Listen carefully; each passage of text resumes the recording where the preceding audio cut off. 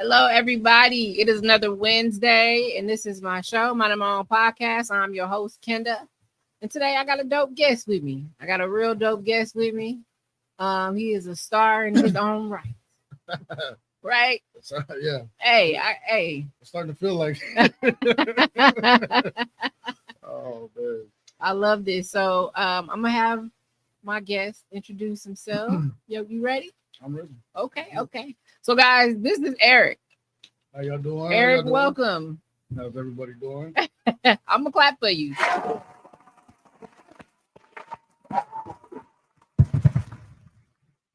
Yeah, so tell everybody about yourself, Eric. Who you are. Well, first, can I do a shout out to my mom? Yeah, absolutely. Happy birthday, Mom. Well, happy birthday. Hopefully she saw that because I'll probably be watching. But yeah, no, my name is Eric. Basically, I'm actually originally from Texas. I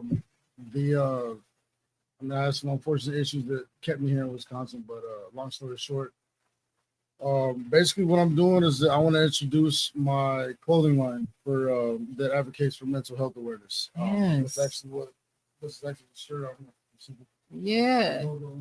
I love that logo. It's so dope. Thank you. And you created that logo. I did. And I love that.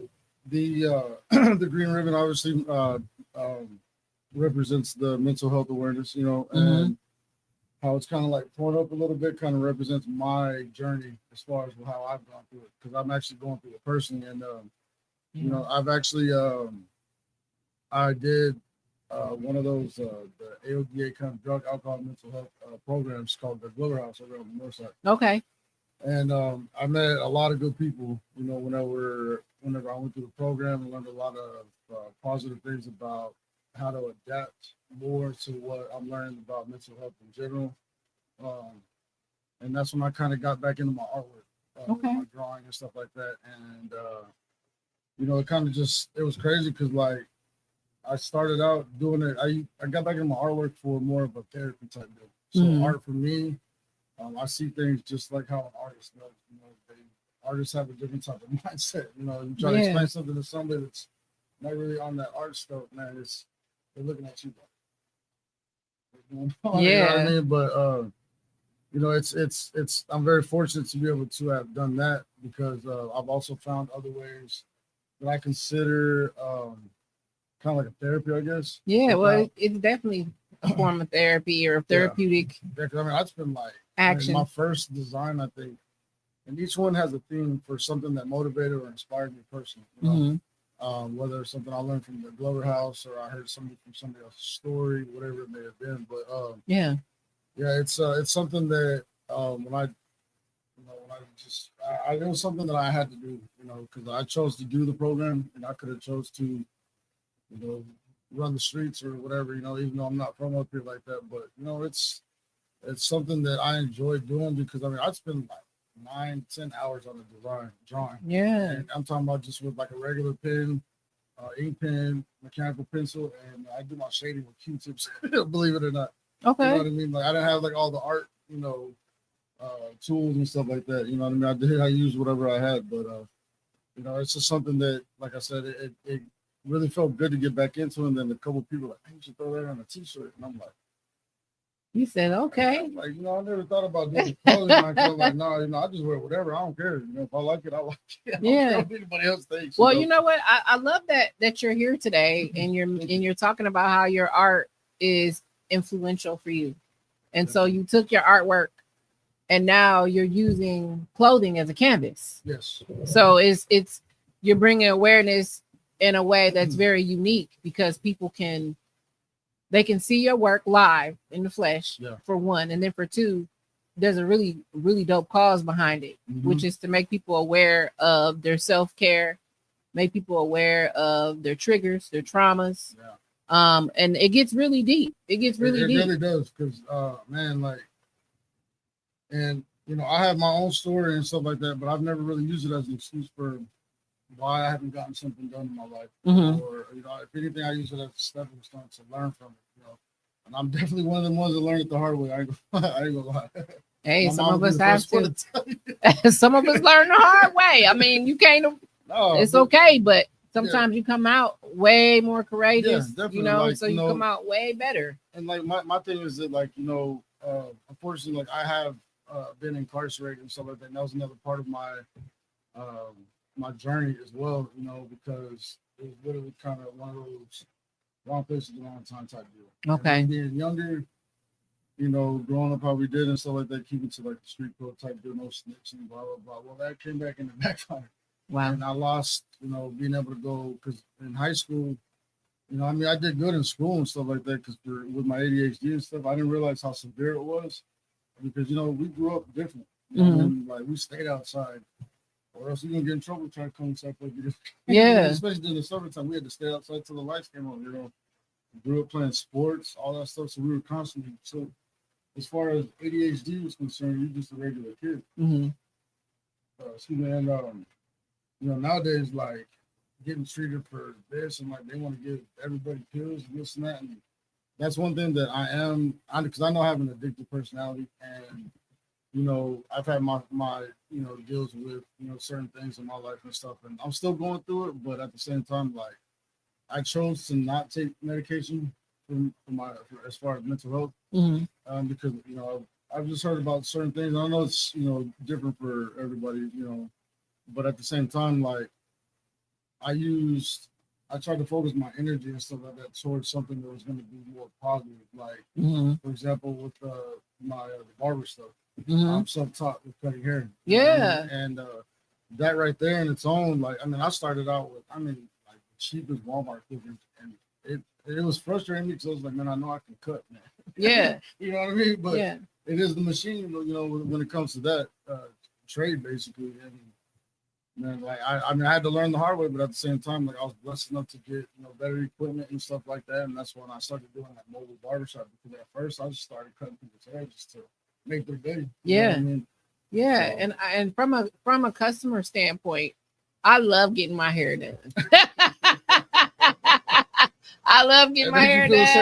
It does. It definitely does. And whoever is doing my hair, I'm definitely talking my shit, and they listening, and they are like a therapist, in that moment. So I thought this was very interesting. I've never talked about how the whole barber customer interaction, the client and the barber interaction, or even the hairstylist interaction.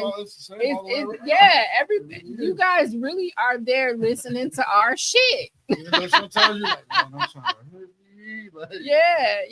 to but it's cool though, because you get to interact. And see, my thing was, I was actually inspired by another barber.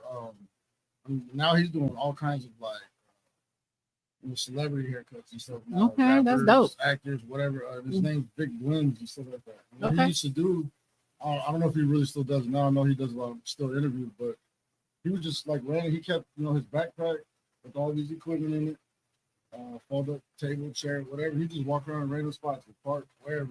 Ask people, hey, cut you up. And, most people are like, oh, I ain't got the money on me. He's like, no, I just want to do it for free. And he just sit there and chop it up with them. I love that. And just ask them, like, what do you want, especially if they're younger kids or something, like, what do you want to be when you get older? Or, what are you inspired to do? Or what inspired you to do what you want? You know what I mean? I've seen some videos of that. He's cold, though, with his haircut stuff. And I was like, could do that because I was tired of paying like $50, $60 going to the haircut. Because I get a cut every week. Because I had that. That's just how I was, you know. And I'm picky who I let cut my hair, and I was like, you know what, I'm gonna. So I was like, you know what, I started teaching myself. I learned how to be ambidextrous with like both left hand, and especially like doing like the mohawk and stuff. People were like, how you do it like that? And I was Yeah. like, no, and I'm not like trying to brag about it, nothing, but it's like, man, like you know, I'm feel like I'm perfecting an art that a lot of people they are not able to do, and I'm very fortunate for that, you know, because I'm like with my OCD, my ADHD, I'm like one little hair is in the way, I'm like, ah, you know, it drives me nuts though. But you know, like people that like my guy, I've been cutting this hair since I basically started in Milwaukee, Mm-hmm. and a lot of people that knew me, they knew that I was trying to kind of, you know, kind of start my own thing or whatever, you know what I mean, and. So I started cutting their kids' hair and this and that. And my guy, one of my buddies, his son would not let anybody else touch his hair. Wow, so you're his only barber. Yeah, He's not playing with nobody else. Time, like, even his days of school because he did haircut. And I was like, wow. Wow. Get in trouble, like, but I mean, that felt good though because I mean, just you know, making somebody's day. Because like even when people are like, how much you charge? And I'm like, depends on what you're getting, don't it? Well, how I started out just because honestly I didn't know I even had to price it up because I know like I've done haircuts that people go to the barbershop, pay $35+ for it, and it's messed up. They come to me to fix it. Yeah, I don't want to call nobody out. I'm not putting names on it, but you know that feels good though. I mean, like, man, messed me up. To know that people trust you. Yeah, and I think that's the important part about that dynamic, that relationship, is that there's a trust factor there. Good too though. Like, yeah, because I'll tell them, I'm like people I've never cut before. I'd be like, show me a picture, and I'll put it like a picture. Yeah, I'll tell you this: you never forget the person that fucked your hair up. You'll never forget that person. You will never forget the person. Crazy It'll be a forever memory. Like you'll always tell that story. Like I'll make sure, but that's why like every time I cut somebody's shirt for the first time, it'll usually take me just a little bit longer. Yeah. I'm gonna be like, look, man, like you gonna tell me what you want, bro. Like we're gonna sit here and get it done. You know what I mean? I don't care how long we're here, but we're gonna make sure. You know, and the thing was like right now doing the mobile barbershop before I lost my vehicle, like I mean I was only charging like $25, $30 at that. Yeah. And that's the haircut and like you know the lining, everything. You know what I mean? Yeah. And people look at me like, what? Because they and I'm coming to them and they're like, man. You know, but then you know eventually it got to a point to where like certain cuts that I would do, you know, people would throw me like extra gas money just for coming out for some. You know, yeah, like a travel fee. Yeah, and I like that. And so like now, like that's actually one of my adventures that I would like to continue to get into. Matter of fact, actually I seen this earlier, but like one of my things that I'm really trying to get into or to get started is the mobile barbershop. Okay, and so like, that's dope. And I think a lot of people, a lot of guys are gonna appreciate that. Yeah, and see, like my thing is that like I was talking to Miss Savannah about that, like that. My thing is that you know when people are doing some kind of like that's actually the I'm trying to just playing around with. Oh, I love that. That's dope. And it's gonna go like on the side of like a party dress or however I'm gonna set it up. Yeah. Set it out, and then that way I can just go and post up anywhere. And then, but I would honestly like to, as far as the haircuts are concerned, honestly, right now it's my source of income, but I hate charging people. Yeah, it's something that I love doing. You know what I mean? And eventually, I would like to get to that point that, like, if you know, the whole stuff with the mental health stuff kicks off or whatever, that I mean, my thing is, I wanted to do something that I enjoy doing. Mm-hmm. You know, and that's important. And you know, last year I basically took the whole year off last year. Like, I didn't want to go 9 to 5 or nothing. I was using my haircuts as my source of income for basically the whole year. And there's a lot of people that thrive in that business, and that is their only that's their baby, that's they love. I even got the opportunity to I got to work at a salon that she needed a barber, and it was downtown in a nice area right there across the street from what's that the restaurant right there on like Second and Wells area. I don't know, you know. But Benihana. Okay. And okay. So I'm like, I'm across the Benihana, like because it was in the Riverside Loft, apartments or whatever. And you know, she had a pretty successful salon, and so to be able to go in there and I mean have my own booth set up, how I wanted it and stuff like that. I was like, yeah, I'm doing this already, you know, like so. You know, it's a good feeling, you know, to have somebody recognize like the talent. And you know, for me, I was just doing something that was helping me keep my mind focused. If I got something on my mind, then I mean, I'll take apart my clippers, zero them out, all kinds of stuff, and just be like, all right, I'm ready to go. Yeah. And I used to go around even asking people like, hey, do you want to, you know, because I mean, yeah, when you get a haircut, you know, you're feeling good, man. You know what I mean? I like, and that's that, like spreading that positivity and the positive vibes. You know, that's like, I consider myself, I guess, sort of like, you know, I feel people. Yeah. And without even having a conversation, sometimes that's scary because something It can be negative. It's like, yeah. You know Yeah. what I mean? And that's you know, it kind of sucks sometimes because it's like, you know, that positivity, how it spreads so much faster. That's one thing too that I noticed that, you know, that helped me to realize if I was starting to have certain thoughts a certain way or something like that. Mm-hmm. And I still struggle with that now, you know, because like I realize that the thing that was missing for me to get this to take off was my faith.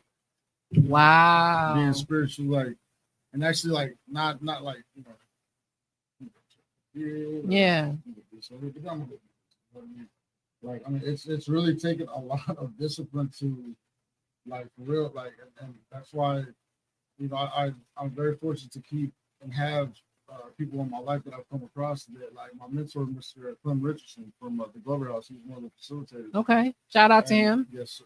And I actually I called him earlier because I asked him if I can throw in a little plug for it because he has a mental health services business that he just started as well. Okay. Because he's a certified therapist and things. And okay, he's actually my personal therapist whenever I get a chance when I'm not, you know, doing the haircuts and stuff. But yeah, it's called Man Up Behavioral Services, and that's another outlet that, you know, people can have as far as access to, you know, some kind of like mental health treatment or therapy or something like that. Okay, Man Up Behavioral Services. Yeah, Man, MANNA.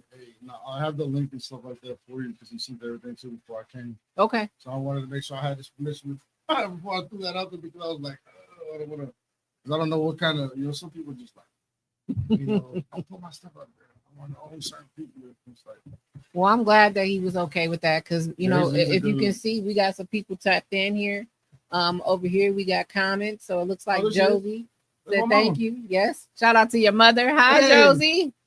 Thank you so much for watching. She says she sees you. My girl Ruthia has a question for you today.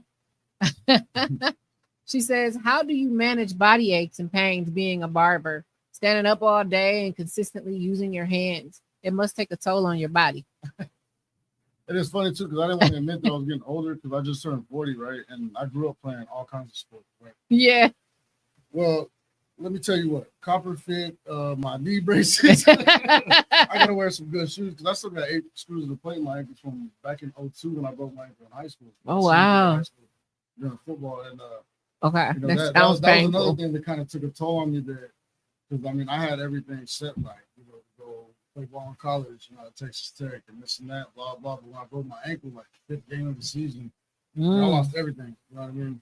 Oh man! And I was doing my internship because I was actually going to college for my fire science degree for firefighter paramedic, and then eventually I would have wanted to do like arson investigator type, you know, like stuff you see on the shows and stuff. You know, that's what I was, you know, and I got the opportunity. I was very blessed to do this internship program at our high school that you had to apply for, and you had to have like the GPA, all, you know, all that good stuff. And they taught you how to do real resumes. You basically was doing a real internship. You just weren't getting paid. You were getting paid. Okay. You know, and I got to do it with the fire department back home in Carrollton, outside the Dallas area. And you know, it was an experience, man. Because I actually was like, I go sign in that class and I go straight there. And I mean, I'm at the firehouse, like, so whenever they get called out, some days, I mean, nonstop. Yeah. Just like Chicago Fire or something like that. You know what I mean? Sound like it was a dope opportunity. It was though. It was very like I got to go on like the ambulance, or what they call it, the box or whatever. And like, I mean, I got to learn how to do like the 12 leads, like the vitals, the saving, all kinds of stuff. Yeah. You know what I mean, and whenever that unfortunate issue happened up here, you know, because I transferred when I was around the Texas Tech area, to Concordia, and I was playing football at Concordia. That's how I ended up at Wisconsin. Okay. And I ain't gonna lie, my guy, he was one of my good friends in high school, and he was my running back, and he was a quarterback, blah blah blah. And he'd already been there like 2 years and won divisional championship rings and stuff out here at Concordia as a running back. Wow. I'm like, Wisconsin, like, what is up there? Like, is that where the Packers are? Like, I was so confused. I was like, where is that? And then I know Chicago and stuff, but I was like, man. And he's like, bro, it's different, you know? Yeah. And I'll tell you what, I wish I would have paid attention just a little bit more, because I'll tell you what, it was like a whole like 180-degree turn for me over from Texas, man. Because I came up here, this was the first time I really saw snow. Yeah. That freaked me out. I don't like flying. Well, you see it snowing now down south. Oh, I'm good. Yeah, I'm good with it now. Like, I'm good. I don't accept it now, but like, man, I came and I messed up because I came on like I should have paid attention to the weather, because I had like an 18-inch blizzard or something. Like Oh that. yeah. I will say we are very fortunate this winter so far. Like, speaking of, I hope it that's don't. How the weather it is just up needs here to in stay Wisconsin. like it's been. It just needs to stay like it's been. Ain't nobody got time for that. Your mother says a lot of biofreeze. Dang, she ain't lying though. She is not lying. That's like a secret weapon. I feel like that's in my face. I love that she tapped in. You should just throw some shots already, man. That's cool. That's all right, though. That's what now you see. That's where I get it from, though. So, because we'll go at it, man. I swear, like that's like my best friend. I ain't gonna lie, 'cause, like, I'm the oldest out of 3, and you know, she's been on rock for like the longest. You know what I mean? Mm-hmm. And 'cause my dad, he passed away in '99 when I just turned 14. My freshman year of high school, and you know. A lot of people know him in the community from like the sports and stuff like that. You know, and he had his issues and stuff too, like that. Matter of fact, now speaking of the mental health stuff, like, you know, a lot of people don't understand that a lot of people's addictions to alcohol, drugs, you know, whatever it may be, it stems from mental health. Yeah. Yeah. And that's something that like I thought about, and I was like, no, you know, but it's. I need to connect you with a good friend of mine, Tashima Dean. Shout out to Shima. I don't know if you're watching, baby, but if you are, y'all should connect. She has an organization. She's the founder and owner of Flight AAA. Okay. She is a recovery coach. She basically goes. She just recently had a dry crawl event, where, and it was this past Friday, I want to say. Oh, okay. Where she partners with different bars throughout the city to create mocktails.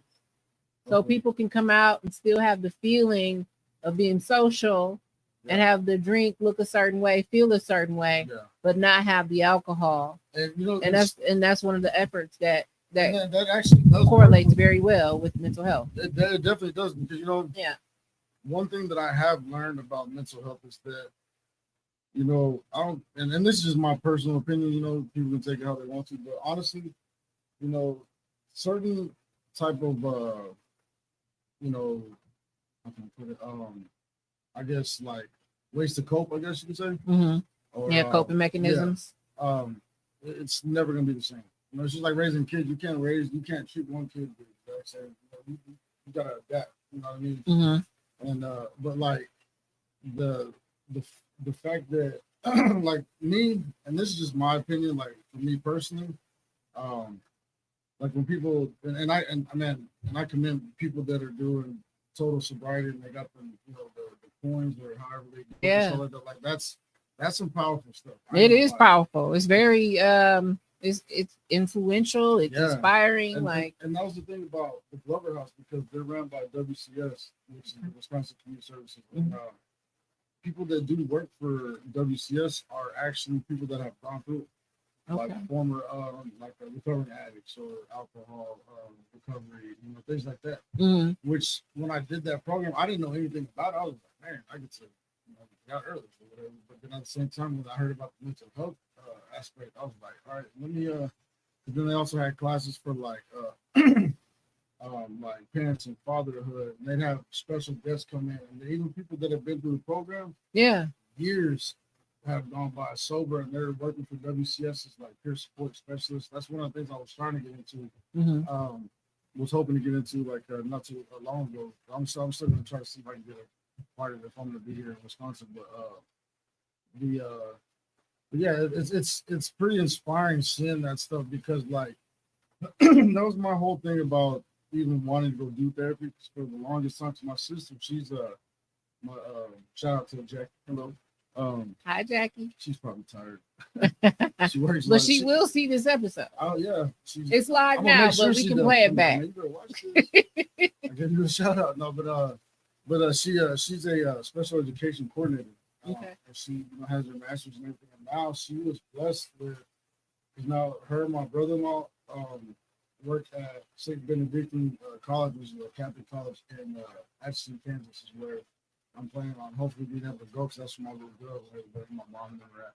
Okay. And my mom now just got the job in financial aid at the school as well. Nice. So they're all congratulations on the job. And my sister, they actually offered her like a professor position. Nice. Without having her doctorate and all that. I love that. And because yes, of her God is good. Her and I, and I'll tell you what, like I don't know where she got that from, but she give it to me straight, man, and that's what I needed. Sometimes I just need that little extra kick because I was like, I've been hard headed my whole life. I ain't lying. I think you gotta appreciate the people who definitely give you that extra kick. I feel like it's a lot of love and being able to just keep it a buck with somebody. It doesn't seem like it at first. Yeah, it doesn't seem like it at first. It feel like they're giving you a hard time. You feel like, okay, you can stop telling me what you've been telling me. I'm gonna do it when I'm ready. You had that kind of vibe, and that person that loves you and really cares about you is not gonna let up off you. Yeah. If they see you still going in the wrong direction, and that's how you know that somebody actually cares. That's exactly how you know. They do want the best for you. Yeah. And that's why I feel like a lot of people never come to me because, like, I mean, I've had to cut a lot of people off. Like, honestly, I don't care because the fact that some people just don't like the truth. Yeah, that's true. It's a hard pill to swallow. I mean, I ain't gonna lie, like, it's hard for me to even deal with it a lot nowadays, but the truth is hard. If I want to be like truly happy, like in my heart, what I mean? Like, I gotta do it. All right, you know what? You gotta put that pride aside and just take it in. Yeah, and it's like, you know what? It wasn't that bad. So how come I have to do this with this long? You know what I mean? But at the same time, like that it's I don't know. It's been a wild ride. I'll admit that, and it's been exciting. It's been like traumatic. Like I mean, I've been down some dark roads, and like I'll tell you what, like I would never wish that upon anyone. Yeah, because. Like with addiction and stuff like that, people don't realize that it stems from like a PTSD type deal or traumatic events that have happened in the past that they never coped with. Like when my dad passed, for example, man, like I just barely got over the fact of that whole situation because that's when I started acting out. That's when I lost my faith. Because one thing that, and I live by this now, like my mom told me after, like literally almost like the day after my dad passed, because I was real close with him and stuff too, and she told me, things happen for a reason. God has a plan. And I was like, man, F that. Yeah. I ain't trying to hear. I'm 14, 15 years old, man. I'm over here working, trying to pay bills. Oh, you know what I mean? That's not the normal lifestyle that, kids should be having to go through, which is unfortunate, but it does happen. You know what I'm saying? And that's why I've never used my story or what I've gone through as an excuse. You know what I mean? Well, let me ask you. But I don't use it as an excuse for why something hasn't happened. Has happened, whatever. So. Well, what advice would you give young men right now who are struggling with their mental health, who are afraid to talk to a therapist? Honestly, like the most easiest way I could put it, honestly, because like I've been there as far as that mindset. It's like, how am I gonna go and talk to somebody that I know damn sure, excuse my language, have not gone through what I've gone through? How they're supposed to understand what I'm going through? I think that's what a lot of people and that's exactly and a lot of people, whether they don't want to admit it or not, it's true because don't nobody want to sit there and talk, because that's one thing that I try to pride myself on, that I don't want to try to ever give anybody advice that I've never experienced myself. Just because I want to give my opinion. I'm like, look, I really don't know, or if I can try to hopefully help them, lead them in a better direction or something like that, of course I'm gonna do it. Especially if I care about them, you know what I mean? Yeah. But if I see that they're going to be detrimental to themselves, they don't even respect themselves, something like that, I'm not gonna be rude about it, but I'll slowly have to, you know what I mean? And sometimes, like that's why I say I carry that imaginary pair of scissors in my back pocket. So, I have no problem cutting people off. you know what I mean? Well, that's you know what, and I love that you brought that up because I wanna talk about that. Not to not to completely change the topic or anything, but I feel like a part of our mental health is understanding that who we surround ourselves with, whether we like it or not, has a huge impact on our well-being. It really does, because if you got some squares around you or some people around you who are enabling you, your behaviors, and they're not calling you out, it's never going to change, and you'll go down a spiral. But if you got people around you that genuinely want to see you thrive, they're not going to let you do that. You know, they're not going to let you harm yourself and hurt yourself. They're going to tell you put yourself first. You know, and they'll be there with you throughout the entire journey. So so that's when you learn to love people from a distance. I think some people struggle with that. They feel like, oh, you know, it's not that bad what they do, or I can just let that go, or yeah, they just said something to me that hurt me, or they made me feel a way. It's impacting the way I feel about myself. It's impacting my confidence level. Every time I'm around this particular individual or around this group of people, it makes me feel a way. You know, I think once people start to realize, and I'm going to tell everybody, be present in those moments. Don't run from them. When you start to feel like that about a person or people, learn to love them from a distance. It's okay to still love them. But when your mental health is now impacted and you're looking at yourself differently, it's not okay. When you're tired, you're overwhelmed, you're burnt out because of this, it's not okay. So that's when boundaries become extremely important.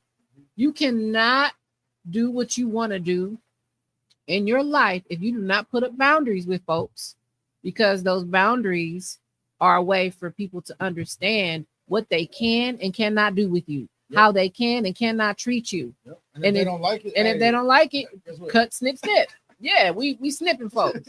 And I love you, and it's a lot, but I'll see you later. That's the crazy part. It's because babe, yeah, I think I've had to replace imaginary.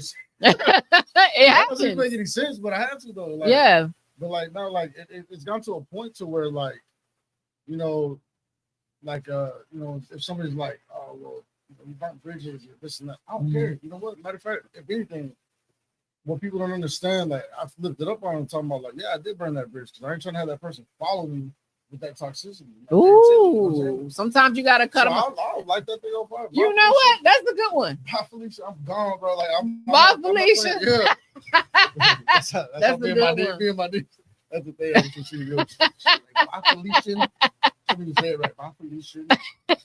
I bet she's the cutest. She still does. She's like, no, but she's still. Oh, that's funny.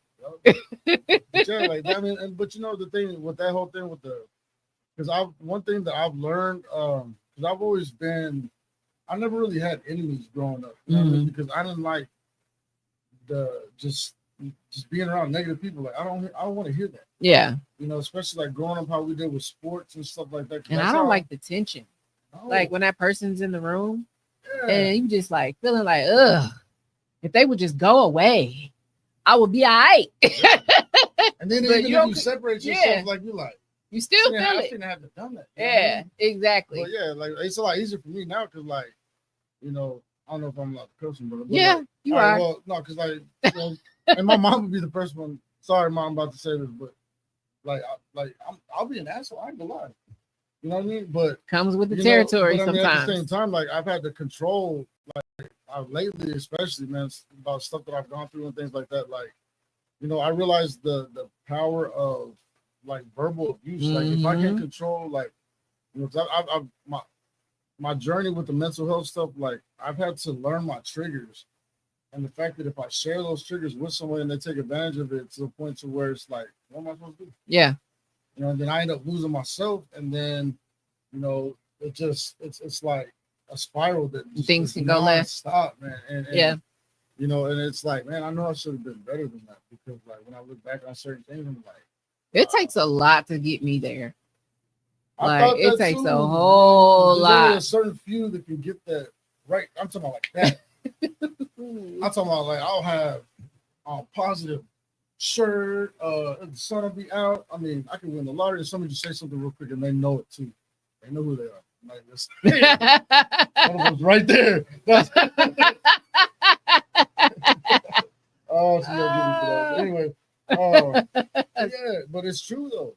And then like when my mom, like her and I, we'll go at it, man. And then I'm the one that feels bad, because I'm like, you know, I don't want to be put in a situation where like that I was with my dad and stuff, because we never got to say bye to him before he passed, you know, because he passed in the hospital, and you know, he was like in and out of comas and things like that, and you know, there's stuff that we wanted to talk about or be able to say and this and that, and never got to, and that was part of my PTSD with that part of growing up. And you know, the thing is that for me, like I'm learning to appreciate and not take for granted certain relationships that I want to keep in my life. Yeah.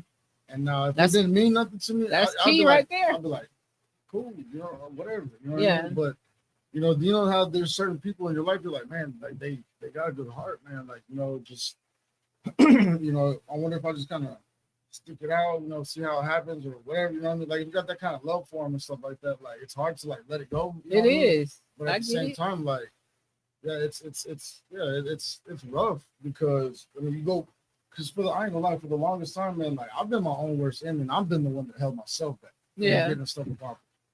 And having to look back, like I shouldn't even have to like reflect that hard and be like, I blacked out. You know what I mean? Because when you get to and I've worked so hard in my life to try to control that anger type, you know, just from like what I did go through, I didn't want to express it so much. I feel like a lot of people have been in your position when it comes to like anger management. And it is controllable. And I've seen it. And it's scary. I've seen the like people 0 to 100, like I've seen it, and I've done it. I'm like, oh. And I've seen it in different circumstances. Like I've seen it where people were insulted. I've seen it where people felt disrespected.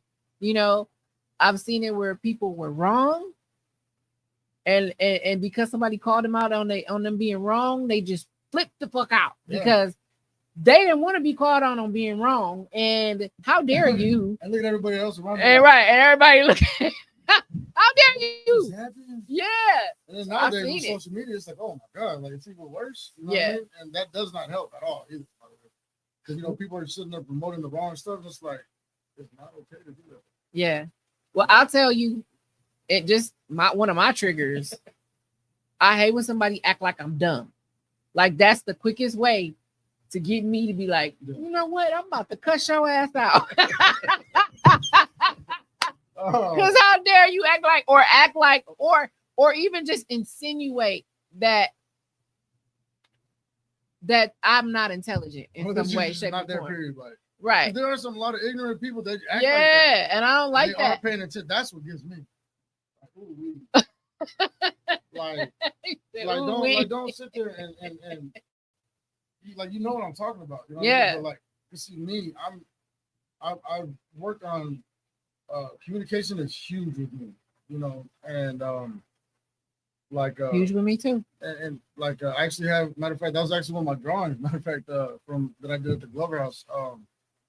And it's wild how like a lot of the inspiration and like the ideas for these drawings would come up because I don't go and just trace something. Like I'll go from the top and I'll see something. Like the communication is key is actually one of my designs that I did, and I actually drew my room key from the Glover House. We're about to put some of your shirts up here just a second, so the audience can see the designs, so they can get it. So you can also explain how they can purchase, where they can purchase. I'm actually working on the website right now. So so they can reach out to you directly. Yeah, or even through the Facebook page, Motivational Enterprises. It's M.H.A. Just acronym for mental health awareness. M.H.A.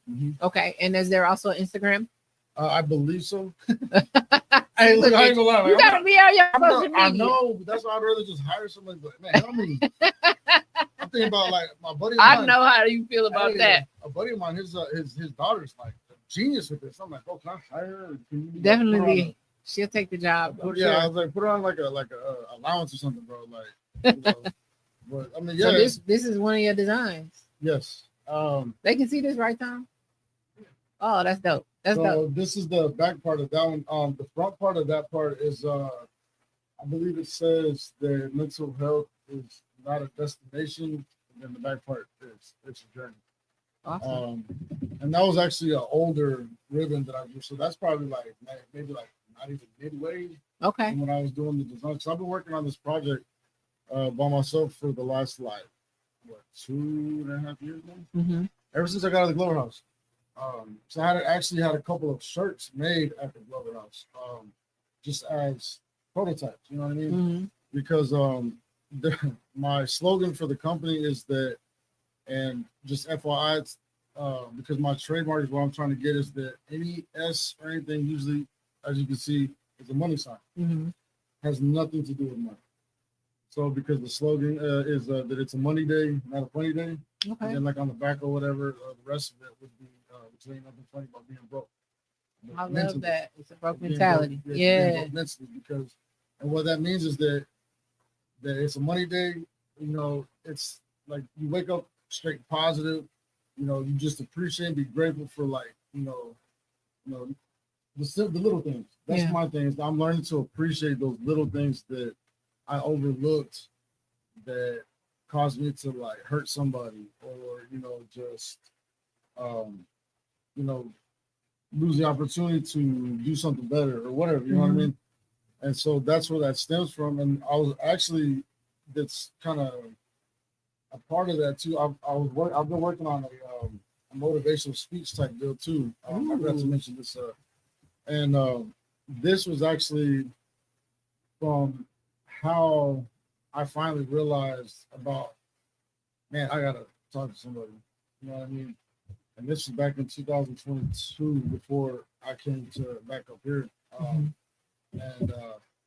because it's like I got tired of trying to explain to people like my mindset, how my mindset with my ADHD and the OC and all that stuff. It's like, I mean, it's like, well, how about traffic? Well, I know you're tired of explaining it, but help the audience understand. How does it feel to have those, to have OCD, to have ADHD? How does that feel at 40? It's tiring. It's tiring, but at the same time, it could be a good or bad depending on how you adapt to it. Okay. Because a lot of people like how I just set this stuff down on the table, right? Mm-hmm. I set stuff down like, I mean, and I do it without even recognizing it. You know what I mean? Like, I don't know if you know, if this looks a certain way, I'll sit there and I'll fix it, make sure it's not good. And I don't notice that I'm doing it. And Howie Mandel, you know, he has OCD very severely, and there's a couple commercials that he's in that he talks about it, that, you know, it's an illness. Yeah. That people do not, just like schizophrenia or, you know, stuff like that, like that people don't realize that they have. So I mean, some people do very well on meds. Me personally, knowing that I have an addicted personality, I don't want to deal with something that's going to keep me down. Right. Because I'm a very like up person just naturally, and when people that know me see me in a certain mood or something like that, because I'm like, I was diagnosed with bipolar depression, my PTSD that stems from different type of situations and stuff that I've gone through, and then from being like, my dad passed away, dealing with, you know, having to be the oldest, you know, hustling at a young age, this and that or whatever, you know, we only would go to church, and she knows this now, but you know, we would go to church just so my mom was happy, you know what I mean? Yeah. Me and my brother, we get out and we go out as soon as we get to the parking lot, you know, whatever, or you know, from being incarcerated. Some of my triggers stem from being incarcerated, like slamming doors. I bet. You know, or I bet. Somebody trying to sit there and tell you to do something that, like, it's like, come on, man, you know, even don't talk to me like that. Yeah. And that's not even a pride issue. That's a respect issue. Because, like, you know, just like in the, you know, how in the Bible and stuff, like, do unto others, like, I mean, that's true. You know, and then when people get disrespected, it's like, bro, like, you're just doing the same exact thing. Like, being able to accept that is something that I still struggle with, you know, a lot. And but at the same time, knowing that it's there, it's comforting because like I'm finally able to recognize certain things, and I try to mend certain relationships before it's too late because you know certain people are very special to us, and certain people will only stick around for a certain amount of time and do with your bullshit, plain and simple. And you know when they do tend to have to push you away, it's like, man, I'm like, what did I do? You know what I mean? And it's like, and that's one of the things like that I have to reflect on all the time. Well, I think too, it's about being self-aware. Like you said, recognizing your triggers, the things that do trigger you. But like you said, sometimes you don't even recognize that you're doing certain things because it just comes natural to you. Yeah. I mean, you've had it your whole life, so I can't imagine that it would be something that you can just turn off. Like for me, I have anxiety. Really. Sometimes. Does it drive into panic attacks and stuff like that as well sometimes? Sometimes. And people don't, the thing is, people don't know you're panicking. No. I could be in a room full of people. I'll use this as an example. I was with a friend. We went to a party and I turned around and I didn't see her. Ooh. And instantly panicked to the point where I didn't see anything else except for I needed to find her. I needed to know where she was. I need to know she was safe. I need to know I was safe. Yeah. Immediately red flags. And when I found her, I could just feel my body go, huh. You know? So let's get out of here. Yeah. Either let's go or you gotta stay with me because quit playing with me. Don't disappear like that. You know, so don't disappear like that. I don't like that. I did the same thing too. I mean, this was crazy because like back in 2017, I did a 3-year revocation, and you know, long story short, when my mom and my brother, my younger brother Ethan, what's up, bro? They came to pick me up, right? And you know, I'm just getting out, you know, after doing like the 3 years. I've done 7.5. I ain't even gonna say so far. I was gonna say I have 7.5 years in being incarcerated, and I've learned. I grew up a lot. Yeah, you know what I mean. And so I think I was like 22 or so, 21 whenever I first was incarcerated back in 2008. I'm still dealing with it. You know what I mean? And it's funny that your story, how you talk about when you went to that party with your friend of yours. Well, when we went to, my mom wanted to stop and go to like Bath and Body Works or Ross or Kohl's or something like that, right? And keep in mind, I didn't have my phone. I didn't have a phone or nothing, right? I'm like, all right, I'm gonna run to the restroom. I couldn't find them, so I felt like a little kid lost. I swear, I know that feeling. Just getting out, like I'm thinking like everybody knows in the store. I just got out. Oh, you know what I'm saying? So I'm freaking, I'm sweating. It kind of made you a little bit like paranoid, just a little bit. And then I told her, my mom's like, "Oh, I just decided to go next door. Don't ever leave me like Don't do that again ever in your life." Don't ever do that. I'm sweating or something like, bro. My brother thought it was the funniest thing. He's like, bro. Anybody out there, if y'all heard this, listen, don't ever leave somebody that has anxiety without telling them where you're going. That was a horrible feeling. That is a horrible feeling. And people don't get that. They think you just... People don't get that. My brother, he thought it was so funny. Like I just told my best friend, like I have a very big fear of traveling alone. I've always traveled with family. I've never traveled more than 2 hours away. Yeah, on my own. Wow. I have a very big fear of traveling alone. And I mean, at some point, I want to conquer that fear. But you know what it is? I get to thinking about getting on that plane, being in the air with all them strangers and not having no one that loves me there. Don't put me by the ecstasy. I messed up. Don't put me by the extra. See, that's what I'm saying. See, and I try to think about this differently all the time. I'm slowly getting over my fear of flying. I was like, no. But getting on a plane without nobody that loves me on there with me, and then you know you got one stranger on this side and you got one stranger on this side. If you get stuck in the middle, people will lay on your shoulder, no, they won't. And they'll try to sleep on you. You know what I mean? I just hear horror stories. You remember Jamie Foxx, the thing you do that Jamie Foxx show? Yeah. Get off me. Hey. They're trying to leave the seat too. I'll push it up. It's just so much going on when you But travel. you notice how like Ugh. in spot, 'cause, like I actually just recently got to experience the training Okay. something like that, and it's highly recommended by my brother and my mom because they did the cross country thing up here from Texas to Wisconsin. They came to pick me up in Okay. 2017, and they were like, man. And if anybody gets a chance to try it, man, because that was the first time I got to try something new, and that's something that like I'll always give everybody advice about, that I wish that I would have done when I was younger. Mm-hmm. Try more things because me and a lot of my people that I grew up with, my brother especially, music. You know what I mean? Like going in the studio, like looking up the soundboards and stuff like that. Like I would teach myself stuff like that because I guess when I see colors and stuff sometimes, like I can pick it up. If you show me how to do it, I'll pick it up like that. Nice. Don't sit there and be like, here, read this book and tell me what you think. I'm absolutely not. You know what I mean? It's 'cause, like I'm a visual learner. Me too. I'm very that visual. Comes highly with a lot of people that that do have ADHD, and I didn't realize that until because like I've always been good at math. You know what I mean? Okay. I'm terrible at math. Yeah, and but I mean that's not the only thing, but Yeah. but like certain actions when I look back on them, I couldn't sit down.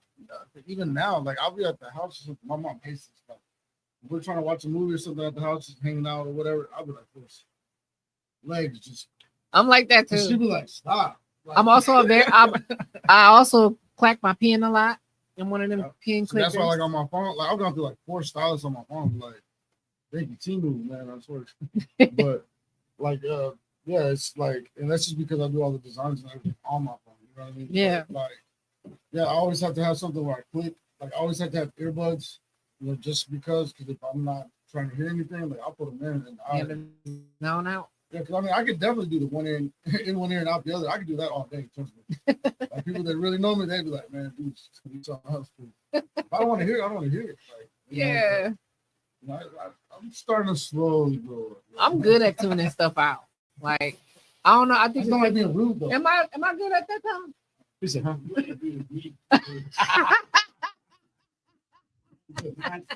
You say he's a master.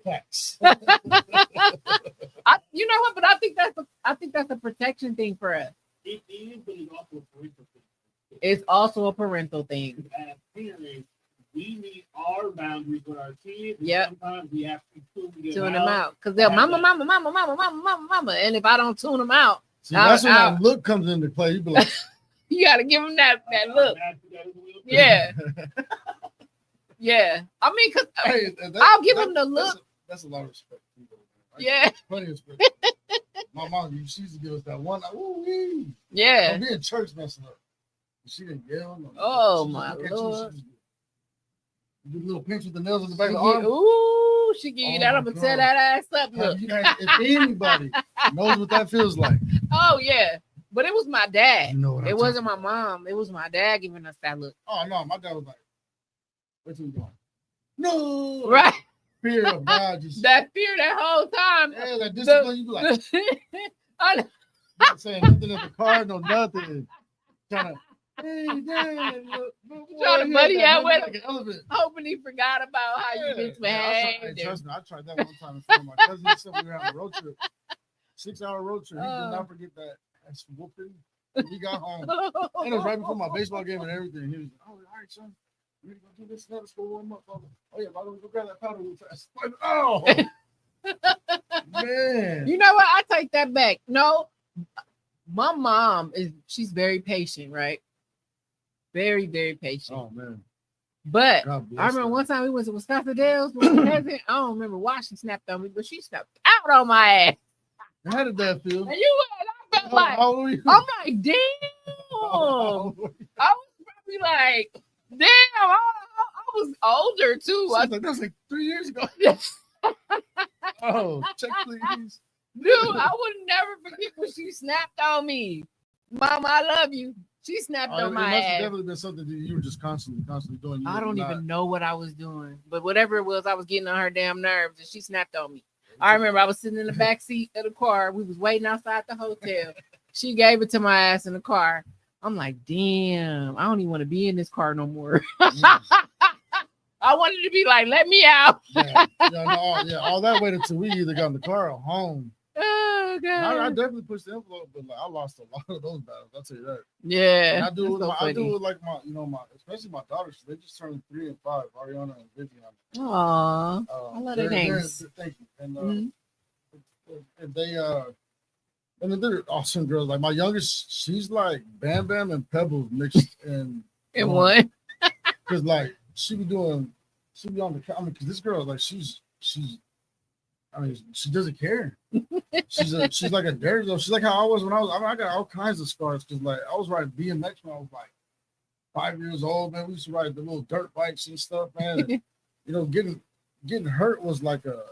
I mean, I can't even tell you how many fingers or things like that I broke playing growing up. When I was playing football, like tackle football, at like 6 years old. You know, that's how we did in Texas. You know, and it was just like. You know, I couldn't even tell you how many probably concussions that I ended up having because just because of the equipment, obviously. But you know, we grew up, bro. We were playing tackle football in the parking lot in the apartments. You know what I mean? Like we grew up rough, man. I was the youngest out of like the 4 older boys in the family as far as the kids, and of course I got picked on the most. You know, until we got around like middle school, high school, and then I started growing. Mm-hmm. And then they didn't play that game with me. And then they left you the hell alone. Yeah, because they used to always get me, but it was cool though, you know. You learn, but at the same time, it's like with the kids, man. It's like yeah, I'll tell them. And my daughter, she pissed when I say something to her. She'll be like, I'm like, oh hell no, like no, we ain't doing that, bro. Hey, that face you just made. Yeah, she'll look at me. She'll be like, you know what I mean? I'm like, oh no, listen. That reminds me of Sophia. My 6-year-old, oh, she's a Taurus. She is so bullheaded, but she's so sweet at the same time. You know, it's hard not to. I try being slick. You know what I mean? Like, both of my daughters are in December. They're December babies. What? Yeah. You got Sagittarius babies? I guess. Like, but I got a Sagittarius. Man, like it's like. You know, I try to put my foot down, especially at the hospital. When they're little, they can't say nothing. Yeah. I was like, yeah. I'm playing it in my head. It sounded good though. I ain't gonna lie. I'd be like, yeah, we're gonna have to pick either birthday present or Christmas present. Ooh, that's so unfair to them. Man, I lost that battle when people like left the hospital. I hate that for my daughter. Her birthday is December 20th. I hate that for her. Hey, I'm telling you, hey, I lost that battle. I told you before I even left the hospital when they were born. He said, "Don't do that." You get us something small on her birthday. You get us a gift card. You get us cash. But do not undermine our birthday. No, that's what for you do. Christmas. And that's what you do with my birthday. But oh, the big cake. You said it's unacceptable behavior. So I'm trying to figure this out. Enjoy your birthday. I would be pissed. I know I would be mad.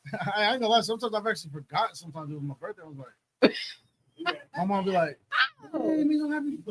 Somebody's getting old tomorrow, and I'll be like, who? They'll be like, it is my birthday tomorrow. I'm like, I ain't got nothing. How do you forget your birthday? Yeah. Another day. Yeah. I mean, I don't want to remind myself, like, man. Yeah. You know, bro, like, I'm done with you. I cannot forget my birthday. We keep it real goes wrong. I missed that segment. Was that on Chappelle's show all day? I can almost like word for word almost every episode. That was my jam, man. Yeah, shout out to Dave Chappelle if he ever seen it. Man, I'm telling you. When I was in Lubbock at Texas Tech, man, that's what me and my guys, like, we didn't even go out or nothing. We just go home, smoke, do our thing, whatever. We just chill at the house, and then we all pass out with wings and stuff. Like, and when at each other's houses on the couch, we all have our spot. You know, we pass out. DVD will still be playing. Yeah. DVDs when kids. DVDs, kids. Yeah, we are DVDs kids. Up. I'm 39. No. Yeah. I'm not that much. I'm not. Got with alcohol sometimes. The words. But yeah, we wake up to the beginning of the show. Like, man, how about Chappelle show? Yeah. Chappelle show. Yep. I love that too, though. Stuff like that, because like even just like comedy, I have a lot of friends that are comedians, and I'm gonna just shout out a few. Shout out to comedian Ted. Shout out to Tika G. Shout out to Dre Love. Shout out to B Jones. Habaka. Uh, That's what I haven't been able to go through, like, because I don't really know too much of, well, I've learned more now, mhm. and that's why I'm very grateful to be able to do like these podcasts of what I'm trying to help advocate, because I'm coming into, like I said, like I'm coming across, like, crossing paths with people that, like, I had no idea about some of the limelight and stuff that's out here in Milwaukee. Oh You know what I'm yeah, I saying? gotta take I you just to knew the party spin. spots when I was at Concordia. So we come down here to hit Water Street and be like, Let me ask we're you: gonna go to Oakland Hills or something. Right would after you here. enjoy poetry? Yeah, I actually have a buddy of mine that does rap poetry. He's cold.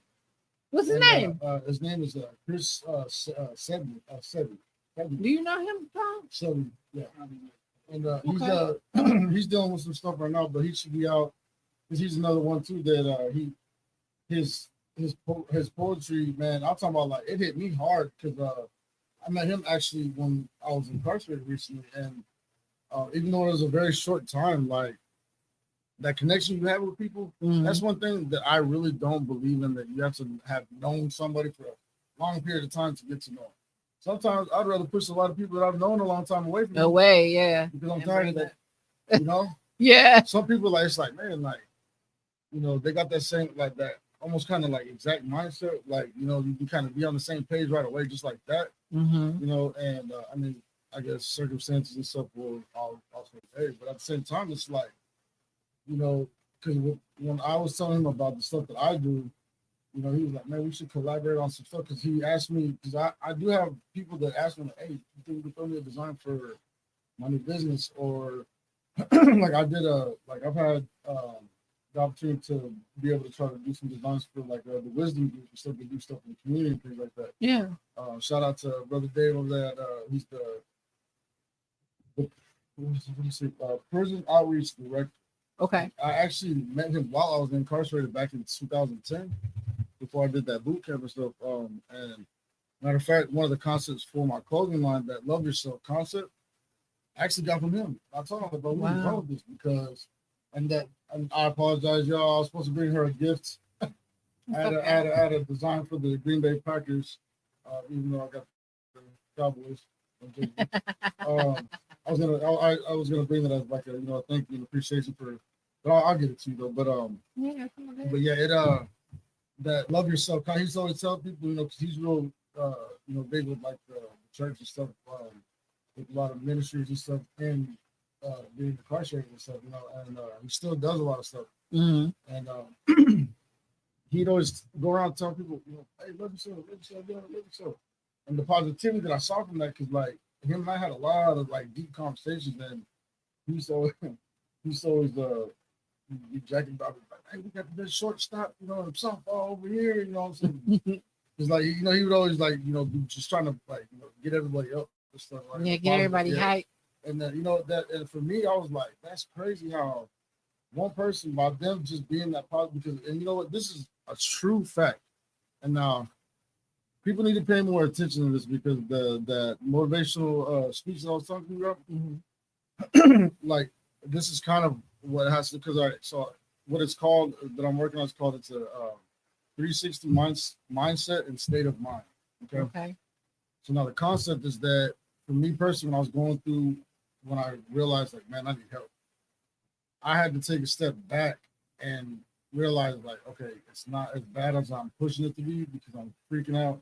I don't know what's going on. I don't know who to talk to, because it got to a point I couldn't talk to my family. And I get frustrated, like, 'cause my mom, God bless her heart, she always tried to, like, put herself in my mind. I'm like, man, can't none of y'all think the way I do, and I can't think the way y'all do, because I haven't never gone through what y'all gone through, because she's gone through some stuff, man. And for her to be holding it together the way she has, like, it's amazing how they have, and that's another, I guess, how that those generations are. Yeah.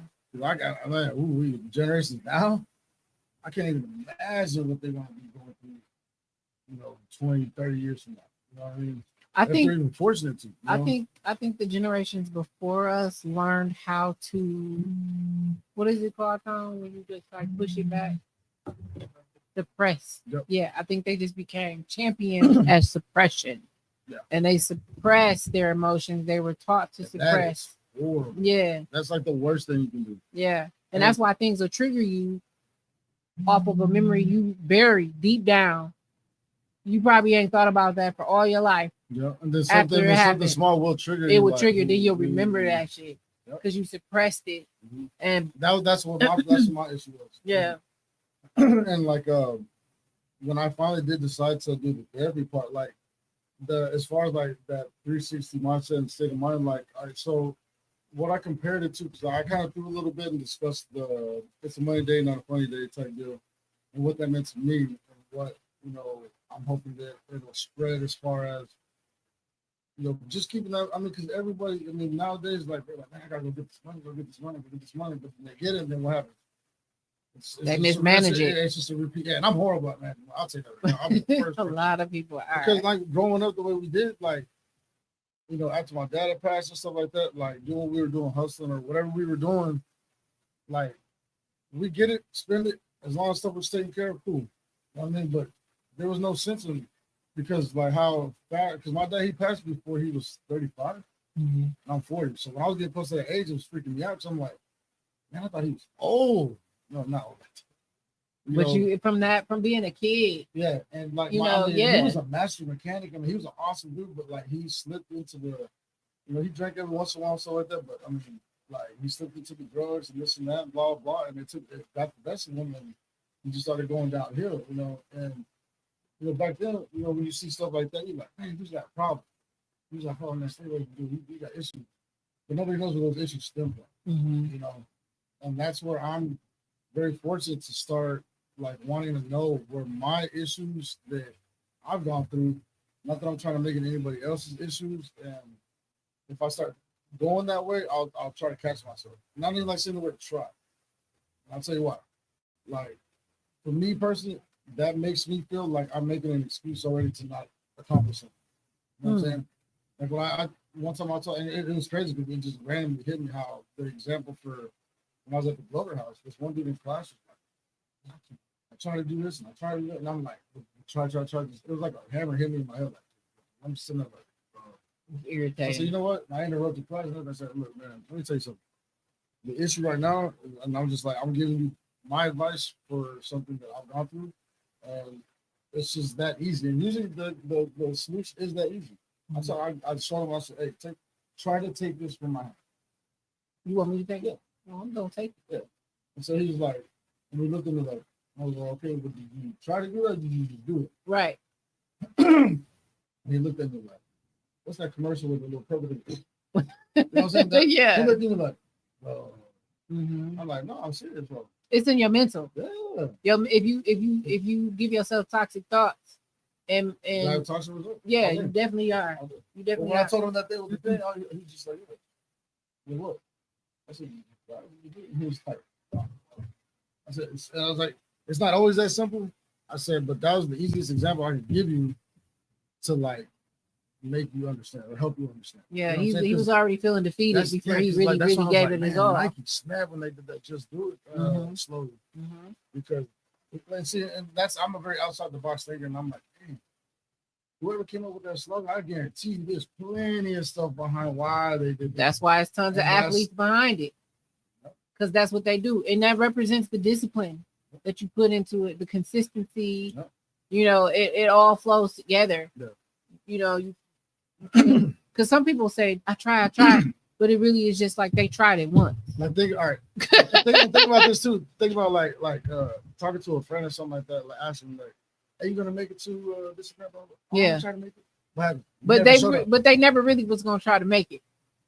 So yeah, I feel you. They just said that. Yeah, I try to get there. Yeah, but so really they say I ain't coming. They ain't coming.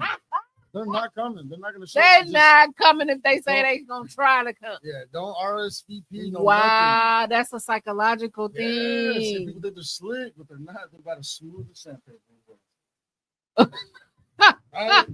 Tell them we calling y'all out. We calling out the triers. You.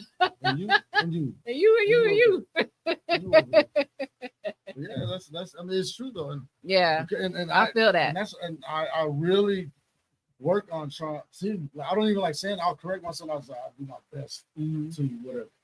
And because it's easy to say. Yeah, I'm trying. I like to say, and I've been working on this because even at work we have these huddles at work every morning, and as soon as somebody says, "Well, I hope that I'll do this today," everybody calls them out right away and says, "No hope, no hope. There is no hope." Damn, and it's like, wait, what? No hope. You need to say you're either going to do it or what you're going to do to attempt to achieve it. Yeah, especially if you want to keep that job. Exactly. You can't say, I hope that I'm gonna do this and I hope I'm gonna do that. Your job at the end of the day. Right. So I now I try, and there goes the try. So now what I do now you're is more conscious about it now. You're like, yeah. oh, wow. Because that's taking the foot from my hand. It's like, oh, yeah. Oh. You know what I mean? But it's crazy because it's a lot of concepts that lead to a lot, especially with mental health and stuff. Honestly, what I've learned, I'm just like, I'll sit back and I'm like, I made it that much harder for myself to the fact that, like, now I gotta cope with, having to just swallow that pill because I said something, I did something now because I felt a certain type of way, but it was really just that easy. It's like, yeah, you know what I mean? And you be like, man, what? Yeah, being called out on it, that's a whole nother story. Like you said, like people flip out. It's like, man, what you being mad for? Like, you did do it. You know, but and that's not for me to call out. You know, and I don't want to say stupid people because there are. I mean, common sense. Just to let y'all know, it ain't common.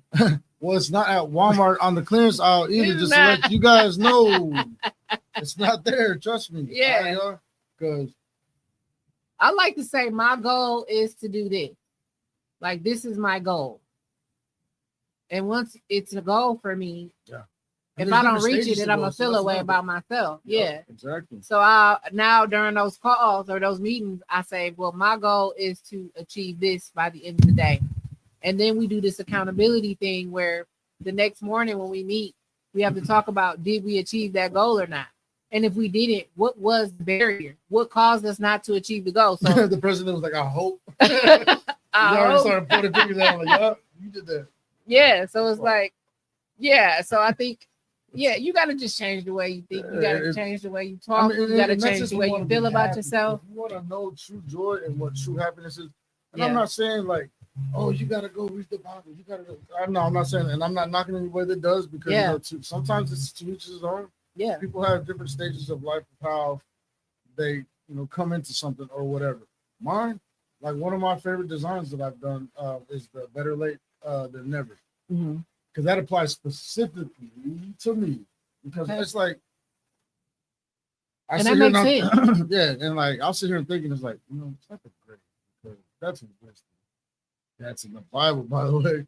So that's my excuse. But I learned the hard way a lot in my life, and I don't regret any of it because I would not have the mindset now to be able to share with other people because, like, I guess sometimes it does, like, and also too, like that 360 mindset and state of mind concept. Like when I took that step back and paid attention to everything around me, 360, and realized, like, man, what I'm going through right now is not as bad as I'm pushing it to be.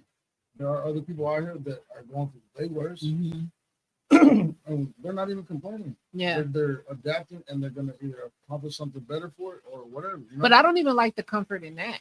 Yeah. Thinking that people are worse, and so I should feel better about me because I'm not where they are. Yeah. Like, I don't even like to wrap my head around it way. But then that also too goes with mental health as well, because a lot of people do put themselves in those positions to where their situation is worse. You know what I'm saying? Some people, unfortunately, are, I don't like saying a product of the environment because if there's a will, there's a way. That's what I mean. And if you are where you don't want to be and you can control it, get the hell out of the way. Exactly. And I know sometimes situations are not that as easy and playing in cut like that. You know what I'm saying? But at the same time, like, if you have a strong mindset and want to achieve something better or want to make a change, eventually it does come. It's going to take a lot of work. And I will admit that because I'm still going through it. And trust me, I don't even want close to being perfect. If you're not changing it, you choosing it. Exactly. And then also too, if you are comfortable with how and what you're doing or whatever, you're never gonna grow. That's right. You're never gonna learn anything different. All you're gonna do is pass those garbage ass values to the next ones like that. And it's gonna continue to be worried about now. These kids are talking trash to you. Mm-hmm. It's like, bro, like 45, 50 years old, like still doing the same stuff. Still get triggered by the same stuff. Yeah, it's like stuff bother you. It's like, yeah. I mean, and it's amazing. And then want to get, offended when somebody's like, bro, like I'll think about that sometimes too. And I'm like, man, like my youngest son, he just started driving, and I was like, this kid, he's got a job and everything. Like he's got a car. I don't even know that. You know what I mean? I'm sitting there like, that's crazy. I want to call him.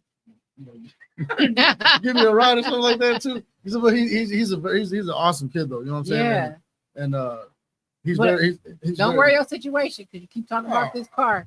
Don't worry that. I'm good. Okay. I'm just here to make you aware. Yeah. No. Uber's just expensive, y'all. It is.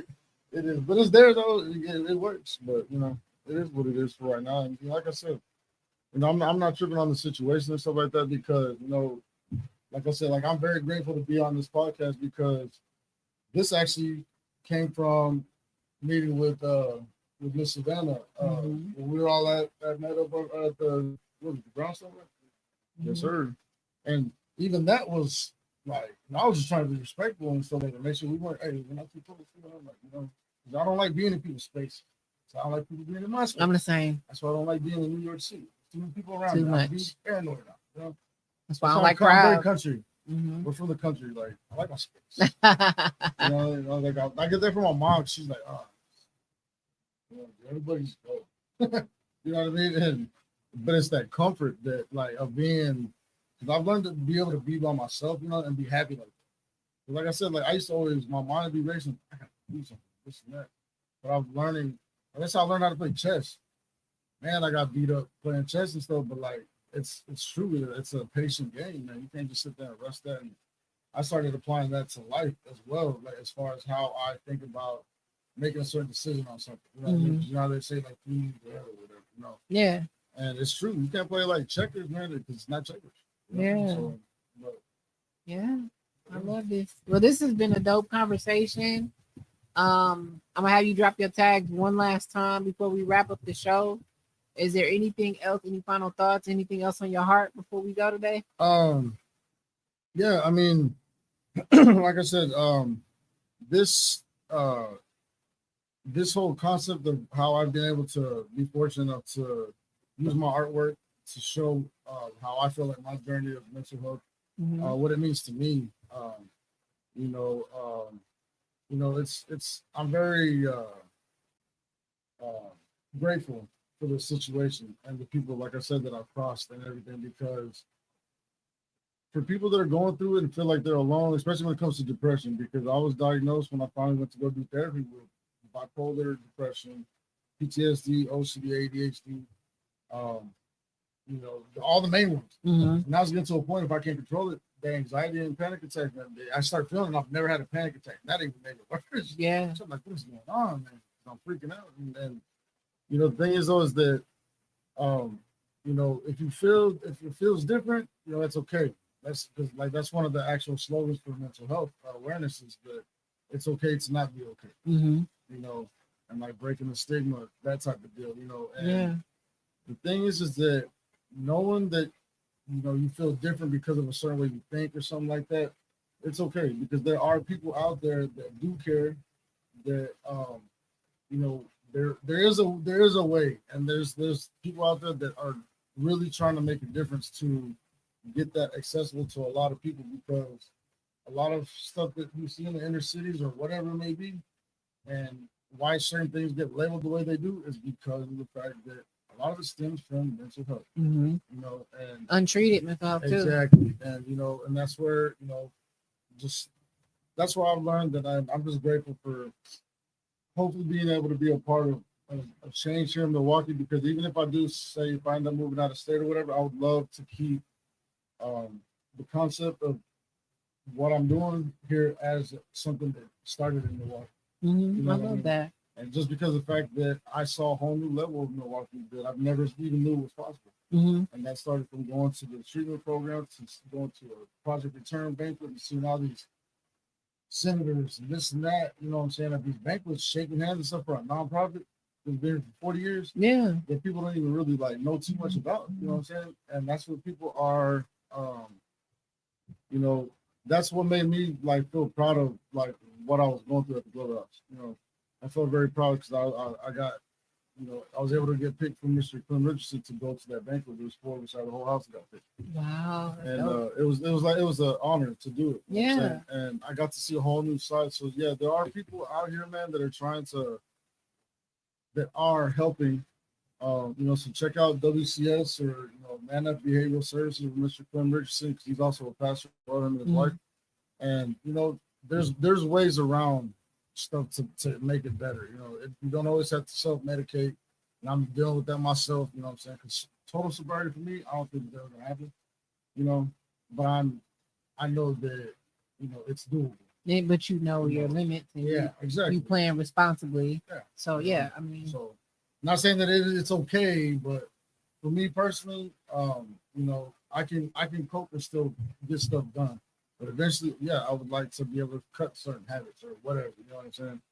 Because, you know, I have a bigger goal in mind because I want to be happy in my heart, you know, and I want to be there for my kids, you know, and be there for anybody else that needs something, you know. So if anybody even needs to like just chop it up about something, man, reach out to me. You know, Yeah. I'll have my number and stuff like that to get a hold of me on social media, whatever it may be. But yeah, man, like just talk to somebody because like suicide and stuff. I went through that suicide road like my first journey first started, and that was scared the hell out of me. And that was the first and only time in 2022 I'll never forget it. And that's all I got to turn it around. was that during the pandemic? It was. Right Wow, after, because I lost like 3 good jobs. I lost a car, and this is when we just had my youngest. We were staying at a hotel, waiting on this, you know, we was in apartments or whatever. Like we lost everything. You know? I was working a good job, getting paid like $32 an hour. You know what I'm saying? And going from that to having to take my car back. Thank God they allowed me to do that. You know what I'm saying? And that forgiveness thing, whatever. But it's like, man, no. I worked hard to get that car. Yeah, you worked I'm trying to hard. build my credit and stuff, man. Like, you know, not having the ride for the kids, you know, it was rough. Yeah, so I went down a dark path, man. It's something that I would never wish upon anybody. Never. You know what I'm saying? So, yeah, go talk to somebody because it does help. And I'm glad you made it through that. Thank you. Yeah. Thank you. It's definitely a rough journey, but you know, hey, but it's definitely gonna be worth it. You know, it's definitely been worth it. So. Absolutely. Well, guys, thank y'all again for tapping in tonight. This is Eric Pace. Go ahead and drop your tags one last time. So Motivational Enterprises, you'll see the NE as far as like the acronym, because of the fact that I did that on purpose because I knew I had to get myself together in order to either do anything for myself or anybody else that I care about or whatever. And you'll notice the logo. It's the mental health awareness. That's the green ribbon. Yeah, on all the wings. Right. You see how it's like broken with it. But yeah, that's why in the designs like the green, it's not gang banging, it's not nothing like that. It's nothing to do with money. It's just the mental health awareness is what the green represents. So I love it. But I can always switch it up. So trust me. It's well, not just Green Bay Packers. I mean, no. I had to get that shot at. Thank you for coming and sharing your story and giving us something to look forward to with your projects that you're working on. I can't wait to see everything that you do. And I'm sure this won't be the last time that we meet.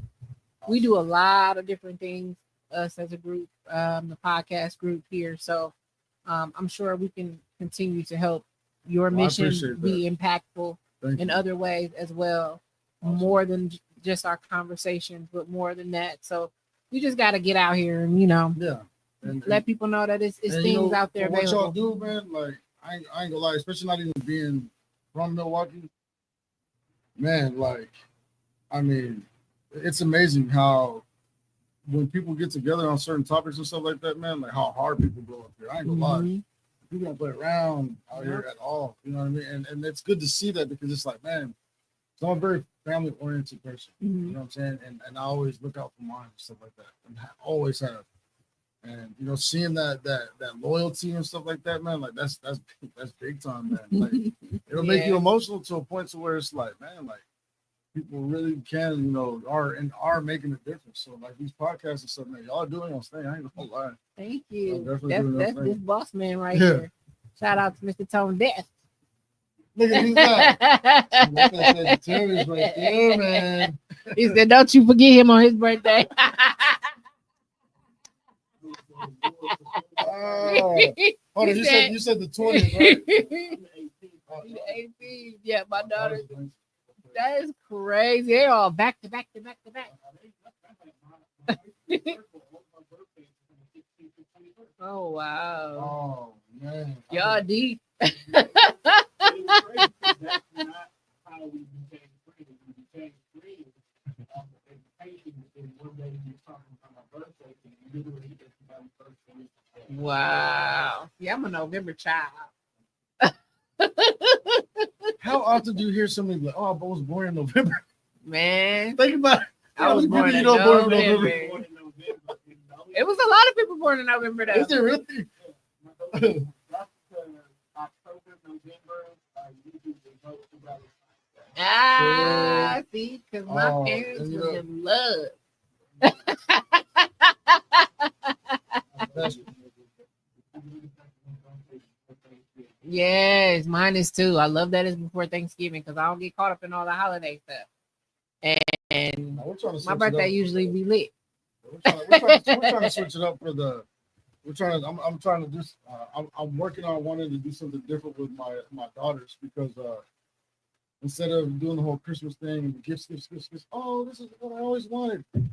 Oh, you know what I mean? It's like, man, wait till you break that toy. You know what I mean? But I'm gonna try a different concept because like part of what when this really kicks off the motivational enterprises for the clothing line, I want to get it to a point to where I have some kind of a like not foundation, but something to like to go and donate towards. You know what I'm saying? Okay. And I know I've always been like big with like the kids, man. I'm all about the kids have always been like my pride and joy, man. And like the St. Jude's or something like that. And one of the St. Jude's commercials actually came on during the holidays when I was with my daughters.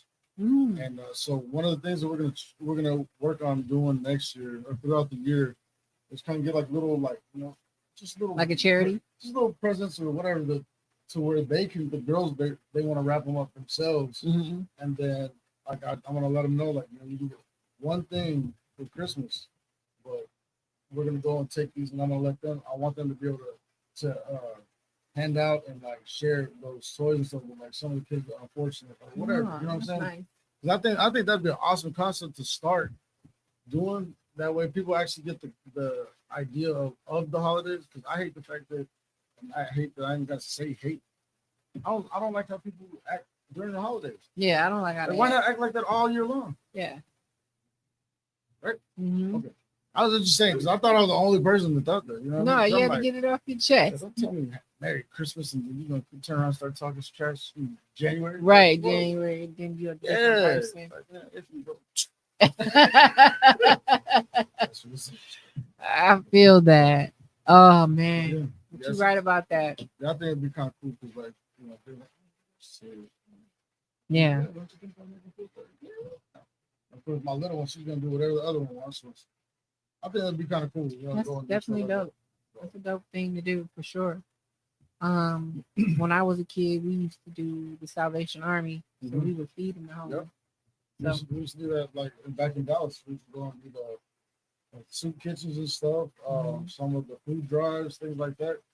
I mean, even in high school, we hosted the Special Olympics. That was dope. That was crazy because I was like, I mean, the kid that in last place, they just wanted to win. They didn't care. You know what I'm saying? And it's like, it'll make you think. Small thing. Yeah, and it's like they don't have that mental capability at certain points in their lives, or maybe even never, Yeah. and it makes you think, and then that's where I think I've always wanted to just always help people, and that's why I don't like making enemies. I don't like, and unfortunately, sometimes it is what it is, but at the same time, it's like, man, if I can avoid it, I'm definitely going to. I ain't got time for all this. Yeah, I'm with you, man. Yeah. Well, this has been a dope show. I want to thank everybody for watching. Shout out to Josie, Savannah. Ruthia was on earlier. Damn, my mom had all that. Hold on. She was tapped in. I She was in appreciate you. Josie, keep watching the Yeah, show. she said, I like you. help the home. Yeah, I'm big on that, man. Blessings to you, blessings to everybody, and tap in for my next show. Again, I air on Wednesdays. This is Mind My Own Podcast. I'm your host, Kenda, and good night, everybody. Happy birthday, Mom.